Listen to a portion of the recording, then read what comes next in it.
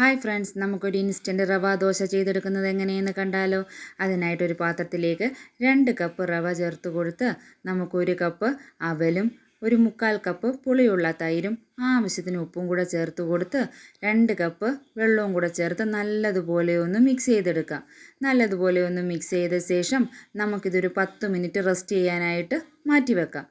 ഒരു 10 മിനിറ്റ് കഴിയുമ്പോൾ നമുക്ക് ആ മൂടി തുറന്ന് നമുക്ക് റവയൊക്കെ നന്നായിട്ടൊന്ന് കുതിർന്ന് കിട്ടിയിട്ടുണ്ടാകും. അതൊരു മിക്സി ജാറിലേക്ക് മാറ്റി കൊടുത്ത് നല്ലതുപോലെ ഒന്ന് അരച്ചെടുത്ത് നമുക്കതൊരു മറ്റൊരു പാത്രത്തിലേക്ക് മാറ്റി കൊടുക്കാം. അങ്ങനെ 2 തവണയായിട്ട് അരച്ചെടുത്തിട്ടുണ്ട്. എന്നിട്ട് അതിലേക്ക് ഒരു പിഞ്ച് ബേക്കിംഗ് സോഡയും കൂടെ ചേർത്ത് കൊടുത്ത് നല്ലതുപോലെ ഇളക്കി കൊടുക്കണം. നമുക്കിതേ കൺസിസ്റ്റൻസിയിൽ കിട്ടണം. എന്നിട്ട് നല്ല ചൂടായ കല്ലിലേക്ക് ഒരു 1.5 തവി മാവ് കോരി ഒഴിച്ച് ഒന്ന് പരത്തി നമുക്കതിനെ ഒന്ന് അടച്ചു വെച്ച് വേവിച്ചെടുക്കാം. നമ്മുടെ ഇൻസ്റ്റൻറ്റ് ദോശ തയ്യാറായി കഴിഞ്ഞിരിക്കുന്നു. വളരെ പെട്ടെന്ന് തയ്യാറാക്കിയെടുക്കാനും സാധിക്കും. ഇനിയിപ്പം നമുക്ക് ബ്രേക്ക്ഫാസ്റ്റിന് അരി അരച്ചില്ല എന്നുള്ള സമയങ്ങളിൽ നമുക്ക് ഇതുപോലൊരു ദോശ തയ്യാറാക്കിയെടുക്കുകയാണെങ്കിൽ എല്ലാവർക്കും ഇഷ്ടപ്പെടും. ട്രൈ ചെയ്ത് നോക്കൂ. ഇഷ്ടമായെങ്കിൽ സബ്സ്ക്രൈബ് ചെയ്ത് സപ്പോർട്ട് ചെയ്യണേ. താങ്ക്